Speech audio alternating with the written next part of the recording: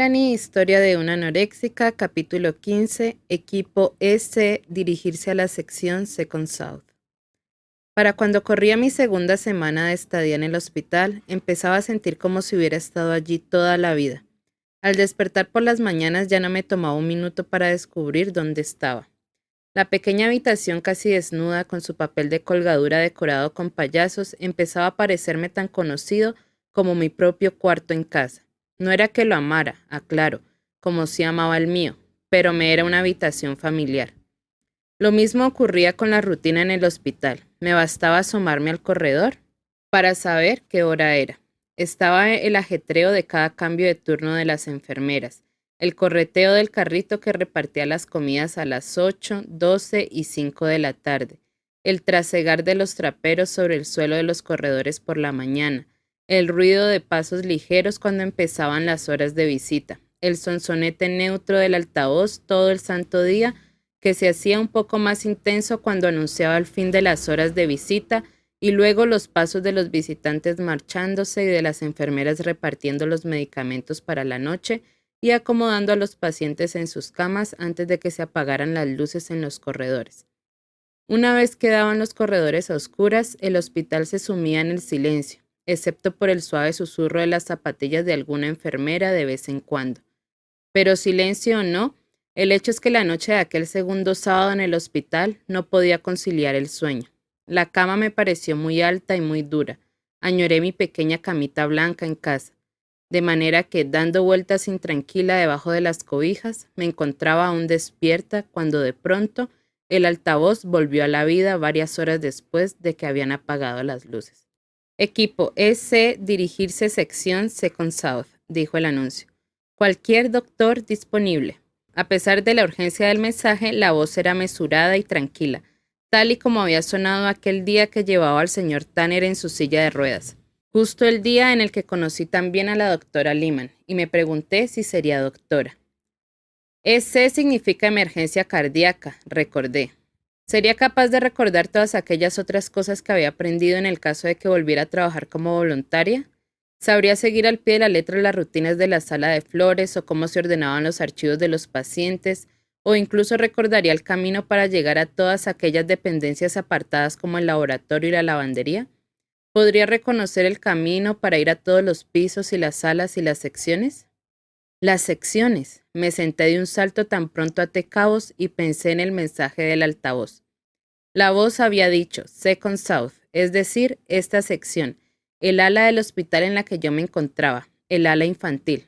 Bueno, por lo menos eso sí lo recordaba sin duda alguna. Pero no podía ser. Una emergencia cardíaca es un paro cardíaco, y a los niños no les dan paros cardíacos. ¿Habría escuchado mal? Me bajé de la cama con rapidez y me dirigí a la puerta de mi habitación que estaba a medio abrir. Y no había escuchado mal. El mensaje volvió a escucharse. Equipo S, dirigirse sección Second South. ¡Qué locura! ¿Qué demonios estaría pasando? Me adentré unos pasos en el oscuro corredor y en efecto parecía haber más movimiento que el usual en el puesto de enfermeras. Mientras estaba allí de pie, vi una enfermera que se apresuraba en mi dirección y, por supuesto, me vio. ¿Qué haces en el corredor?, preguntó. No deben salir después de que se apagan las luces. Lo sé, empecé a decirle, pero oí. Ven conmigo, dijo tomándome del brazo con firmeza. Ven y vuelves a tu cama. Ya es hora de que estuvieras dormida. Su tono era grave, demasiado grave me pareció. Después de todo, yo no estaba haciendo nada malo. No conocía a ninguna de las enfermeras del turno nocturno, y esta francamente no me caía para nada bien, a pesar de que fuera bonita. Con todo, me dejé llevar hasta mi habitación y mi cama. Y ahora ponte a dormir, dijo cerrando la puerta al salir. Odiaba esa puerta cerrada durante la noche. La habitación quedaba demasiado oscura y me daba miedo no ver ni siquiera el tenue resplandor que provenía del corredor. De manera que volví a salirme de la cama y me dirigí con sigilo hasta la puerta para abrirla de nuevo con mucho cuidado. Esta vez, sin embargo, me quedé de este lado de la puerta y pude ver pasar a la carrera a otra enfermera y a una persona en bata blanca, y por el ruido de sus pasos me pareció que se dirigían al final del corredor. Y entonces se hizo el silencio. Sentía el frío de las baldosas en mis pies descalzos. Escuché un rato, pero de pronto empecé a temblar de frío y resolví volver a la cama y escuchar desde allí. ¿Sería posible que ese también implicara atender otro tipo de emergencias distintas a un paro cardíaco? Me preguntaba. Quizás sí, quizá eso lo explicaba todo. Era imposible un paro cardíaco en el ala infantil.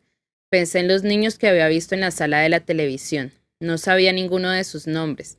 Ni siquiera conocía el del muchacho amable que probablemente ya estaba en su casa. El único nombre que conocía era el de Luan, y ese nombre, la verdad, hubiera preferido no conocerlo. Me acurruqué bien tapada con las cobijas sobre la cama durante lo que me pareció mucho tiempo. Si no había tenido sueño más temprano en la noche, ahora tenía mucho menos. Se oyeron más pasos que iban y venían por el corredor, pero desde la cama no podía ver de quién se trataba. El altavoz no volvió a sonar, hasta que por fin volví a levantarme de la cama. Esta vez me puse bata y pantuflas y me amarré bien la primera. Me acerqué a la puerta, eché una mirada a ambos extremos del corredor vacío y luego di un par de pasos en dirección al puesto de enfermeras. Pero de pronto, de un umbral distinto en el corredor, apareció una enfermera que resultó ser la misma que ya me había llevado a la cama. Al verme, corrió hacia mí. «Ya te lo dije», dijo. «Deberías estar metida en tu cama durmiendo». «Pero si no tengo sueño, no me he podido dormir», le dije casi gimiendo. «No puedo, escuché el mensaje del altavoz y sé lo que ese quiere decir». «¿Quién se enfermó?» «He oído pasos de arriba abajo que van y vienen, hacia allá». Me di vuelta para señalar con el brazo en dirección al extremo oscuro del corredor, más allá de mi puerta abierta. Y en ese momento, mientras señalaba, se abrió la última puerta del corredor y salió una figura en bata blanca. «Pero si es la habitación de Luan», exclamé. «¿Es Luan la que se enfermó? ¿Otra vez?» Y guardé silencio. A pesar de la distancia, pude ver que ya no había urgencia en los pasos de la figura en bata blanca. Al acercarse, vi que se trataba de un joven interno. Llevaba blue jeans debajo de su bata blanca. Tenía el rostro triste y demacrado. Me volví a la enfermera. «¿Qué ocurre?», pregunté con voz chillona. «¿Qué pasa?» «Shh, calla», dijo la enfermera y volvió a tomarme del brazo, pero esta vez con más delicadeza. «Habla pasito que vas a despertar a los otros niños. Ven de vuelta a tu habitación». Era mucho más alta que yo y me condujo sin el menor problema de vuelta hasta mi puerta abierta. Pero una vez dentro de mi cuarto frené con fuerza.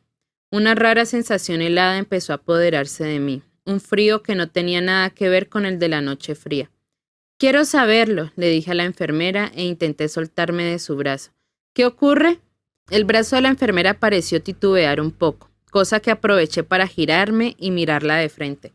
«¿Qué ocurre?», volví a preguntar.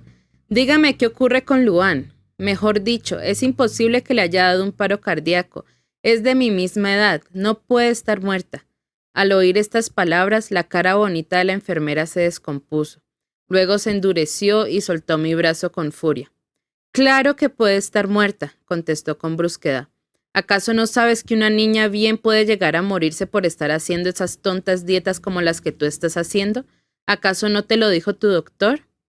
Pero si Luana había empezado a comer de nuevo, había subido algo de peso, ella misma me lo dijo. «Sí, y es justamente uno de los momentos más críticos y peligrosos para una persona anoréxica». «¿Peligroso? ¿Qué quiere decir con eso? ¿Acaso no es lo que tratan de hacer con nosotras, que subamos de peso?» En ese instante ya no me importó para nada que estuviera incluyéndome en la categoría de anoréxica junto con Luan. Simplemente tenía que saber de qué estaba hablando la enfermera. «Por supuesto que eso es lo que intentamos hacer», replicó. «Pero toda esa hambre a la que se someten ustedes con su tontería cobra su precio, particularmente si el asunto lleva meses y meses. Debilita el músculo del corazón, y entonces cuando por fin entran en razón y empiezan a subir algo de peso, ese nuevo peso le exige demasiado al corazón debilitado, de manera que si se le exige de más, pues el corazón no aguanta». La enfermera hizo una pausa y unas muecas raras con los labios. Entonces, una voz que a duras penas sí pude reconocer como la mía, preguntó: «Entonces, ¿Luan está muerta?» La enfermera asintió con la cabeza. La voz rara, que no parecía mía, continuó: «¿Y qué tipo de esfuerzo es de ma...?» La enfermera sacudió la cabeza un poco. No lo sabemos, cualquier pequeño esfuerzo puede ser suficiente. Vomitar, por ejemplo, aunque ella tenía cerrada con llave la puerta del baño. Claro, y con eso terminó. Quizá vio en mi cara lo que yo estaba sintiendo y su voz se hizo más amable cuando volvió a hablar. Bueno, ven, vamos, dijo. Vamos de vuelta a tu cama. Estás temblando. Ven, quítate esa bata y métete en tu cama y yo te traigo una cobija caliente. Pude haberle dicho que una cobija caliente no iba a quitarme la tembladera. Ahora ya no temblaba de frío. Muerta. Luan estaba muerta. Y lo que era peor, tal vez por mi culpa. Sabía muy bien cuál fue el esfuerzo de más que la había matado. En la sala de televisión, Luan me había contado que estaba haciendo ejercicios a escondidas en su habitación. Es probable que eso hubiera estado haciendo esta noche tan pronto apagaron las luces. Había dicho, no le digas a nadie, promételo. Yo no lo había prometido, de manera que si solo le hubiera dicho a alguien, a una enfermera, a la doctora Lehman, a cualquier persona, pero no lo hice. Lo que hice fue pensar que Luan me parecía un asco, y traté de borrarla de mi cabeza, y ahora estaba muerta.